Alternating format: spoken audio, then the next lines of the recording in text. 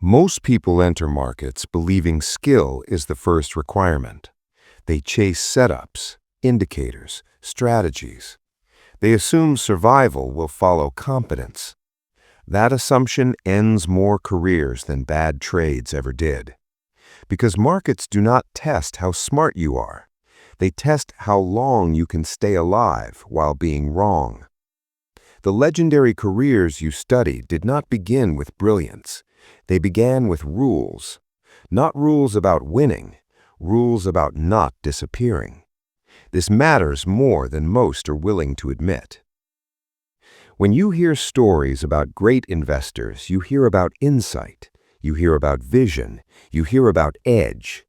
What you do not hear is how close most of them came to being forced out before that edge ever appeared. The early years are not about upside. They are about not breaking. One legendary hedge fund manager understood this painfully early, not from theory, from damage. Before he had a framework, before he had a philosophy people would later quote, before he had any reputation worth protecting, he learned the hard way that markets do not forgive early arrogance. His first lesson was not about strategy, it was about fragility. A single mistake nearly ended everything, not because the idea was foolish, but because the position was sized as if failure was impossible. That moment reshaped how he thought forever. From that point forward, skill was secondary. Survival came first. Not survival in the dramatic sense, but survival as a daily operating constraint. The kind of survival that lets you show up tomorrow, and the next year, and the year after that. This is the part nobody wants to hear, because it feels slow, unimpressive, unheroic, and yet it is the foundation beneath every long career. For his first 5 years, he did not try to be exceptional. He tried to be unkillable. That sequence matters. Skill compounds if you are still in the game. Conviction forms only if mistakes do not destroy you. Insight arrives only after enough cycles of being wrong without being eliminated. This is why focusing on strategy too early is dangerous. It creates false confidence before you have structural protection. You think you're learning, but you're actually increasing exposure. Most people reverse the order. They build opinions first. They build protection later, if at all. That inversion is fatal. Before he refined his thinking, before he trusted his judgment, this manager built 3 capital preservation rules that governed every action. Not suggestions, constraints. They were not optimized for returns. They were optimized for staying solvent while learning, and they were non-negotiable. This is where identity disruption begins. If you believe your edge comes from being right, this will feel uncomfortable, because these rules assume you will be wrong, often, early, and publicly. They assume your ideas are fragile, your models incomplete, your understanding shallow. Not forever, but now. That humility is not weakness, it is structural intelligence. Rule-based survival removes emotion from early decision-making. It protects you from your own confidence, especially borrowed confidence from books, charts, and backtests. The first rule was simple but brutal. Never risk an amount that forces you to be right. If a single outcome can end your participation, the idea is irrelevant. The analysis does not matter. The thesis becomes noise. This rule alone eliminates most blow-ups, because it reframes risk from percentage loss to existential threat. The question is no longer, how good is this trade? It becomes, can I be wrong here and still continue? Most beginners never ask that question. They ask how much they can make. That question comes later. The second rule was even more uncomfortable. Never confuse confidence with control. Markets reward humility disguised as caution. They punish certainty disguised as courage. Early success is the most dangerous teacher. It teaches you that your understanding caused the outcome. It did not. The environment did. Without enough data, without enough failure, confidence is just luck wearing a mask. So this rule forced distance. Distance from predictions, distance from narratives, distance from identity. He did not define himself by positions. He did not defend views emotionally. He treated every idea as temporary. That separation allowed learning without ego damage. Most people attach identity to opinions. Then they defend opinions as if they were self-defense. That makes adaptation impossible. The third rule was about time. Time is the only edge that compounds automatically, but only if capital survives long enough to experience it. He structured exposure so that no single period could define him, no single year could end him, no single mistake could erase his future optionality. This was not patience, it was architecture, an environment designed to absorb error. Over 5 years, these rules did something unexpected. They did not limit growth, they accelerated it. Because when downside is controlled, observation improves. When survival is guaranteed, curiosity replaces fear. When losses are survivable, lessons become visible. This is how conviction actually forms, not from certainty, from repetition without catastrophe. By the time strategy mattered, his capital structure was already aligned with reality. That is why later success looks inevitable in hindsight, but it was not skill first, it was protection first. This sequence is what most people miss when they study legends. They copy the thinking, they ignore the scaffolding that made that thinking possible. And they wonder why the same ideas destroy them instead. Before skill, there is survival. Before conviction, there is insulation. Before insight, there is time. If this order feels backward, that is the point. Because markets do not reward intelligence in isolation, they reward durability. In the next part, the conflict appears. It arrives quietly, disguised as ambition. After a few survivable wins, a new pressure appears. The pressure to accelerate, to prove progress, to justify time spent. This is where discipline starts to feel like hesitation.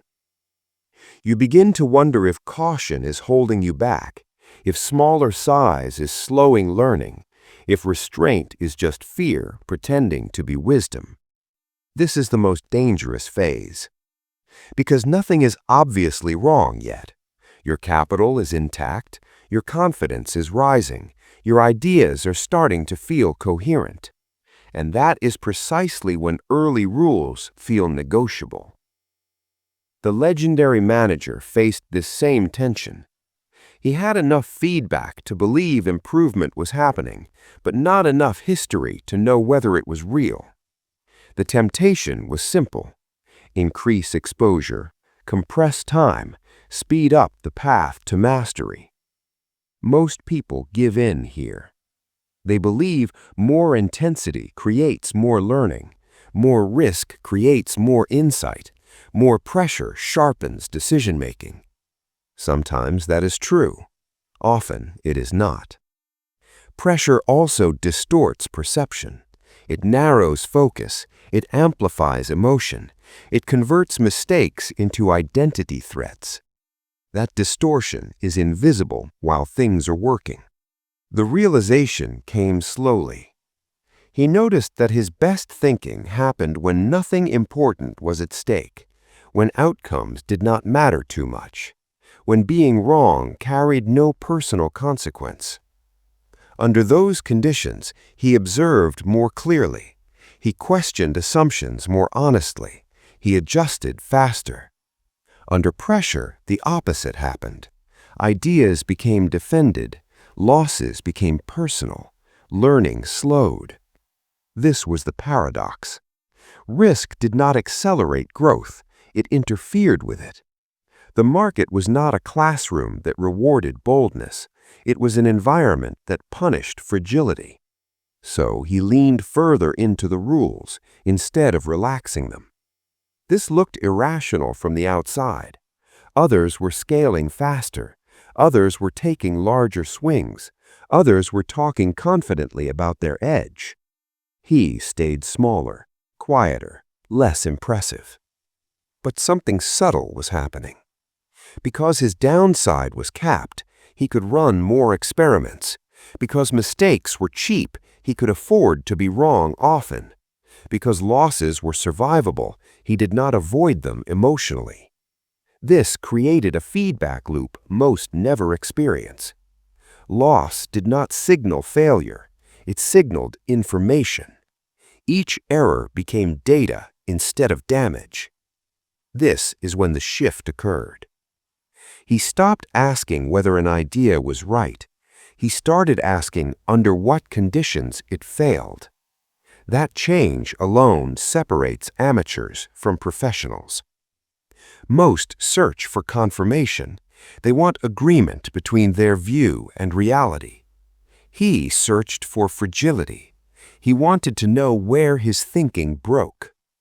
That mindset only works if capital preservation is already solved. If a single error can end you, you cannot investigate it honestly. You will unconsciously avoid it. You will protect yourself instead of learning. This is why survival comes first. Over time, patterns began to emerge. Not patterns in price, patterns in behavior.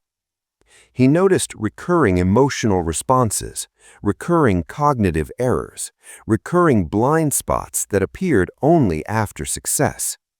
These insights were not available earlier. They required repetition, and repetition required survival. Conviction started to form, but not in the way people expect. It was not conviction in predictions, it was conviction in process. He trusted that if he followed his constraints, errors would not compound into ruin. He trusted that time would surface understanding naturally. That trust changed his relationship with uncertainty. Uncertainty was no longer threatening, it was neutral. That neutrality is rare. Most people are either afraid of uncertainty or intoxicated by it. Both reactions lead to poor decisions. This is where the identity shift completed. He stopped seeing himself as someone who needed to be right. He saw himself as someone who needed to endure. Endurance reframed everything. Performance was measured over long arcs, not individual outcomes. Progress was measured by error reduction, not profit spikes. Success was defined as staying operational while refining judgment. This is deeply countercultural. Most market education celebrates decisiveness, confidence, bold calls. Very little celebrates restraint. Because restraint is invisible when it works. No one notices the trade you did not take. No one applauds the risk you declined. No one tracks the disasters you avoided. But those absences shape careers more than victories ever do. The realization became unavoidable. Skill without preservation is leverage on ignorance. Preservation without skill is stagnation. But preservation first creates the conditions for skill to emerge safely. Sequence is everything. By the end of those early years, something else had changed. Pressure to prove himself faded. Comparison with others lost relevance. The need for external validation weakened, because his framework no longer depended on short-term outcomes. He was playing a different game, a longer one. Most participants never enter that game. They eliminate themselves before they qualify. Not because they lack intelligence, because they skip the unglamorous phase. They want results before resilience, expression before insulation, mastery before margin of error. The conflict between speed and survival never disappears. It just becomes quieter as discipline strengthens. Those who resolve it early gain an advantage that compounds invisibly. In the final part, the application becomes clear. How these principles translate into practical structure. How to build rules that protect learning instead of restricting it. And how to think about capital not as fuel for ideas, but as permission to keep observing. That is where this becomes usable. Most people want tactics, specific allocations, exact percentages, clear formulas. That impulse misses the point. Capital preservation rules are not templates. They are boundaries shaped by your own fragility. The first practical step is defining what cannot happen, not what you hope to achieve, what you refuse to allow. This requires honesty. What level of loss would change your behavior? Not your strategy, your behavior. At what point would you become defensive, or impulsive, or emotionally compromised?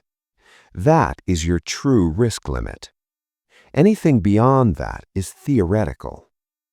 Preservation means structuring exposure so that line is never crossed, not once, not accidentally.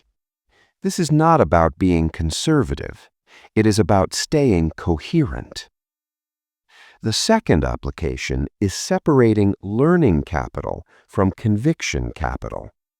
Early in a career, almost all capital should be allocated to learning. Learning capital is allowed to be wrong. It is expected to be wrong. Conviction capital comes later, after repetition, after failure, after patterns stabilize. Mixing these too early creates confusion. You do not know whether a result came from insight or randomness. Keeping them separate protects clarity.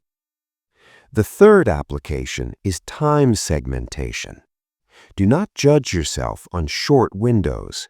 Short windows reward noise. Extend your evaluation horizon beyond emotional memory. If you cannot remember the pain of a loss in detail, it is safe to learn from it. If it still feels sharp, the size was too large. This is a simple test. Over time, these practices do something subtle. They reduce urgency. Urgency is the enemy of judgment. It narrows thinking.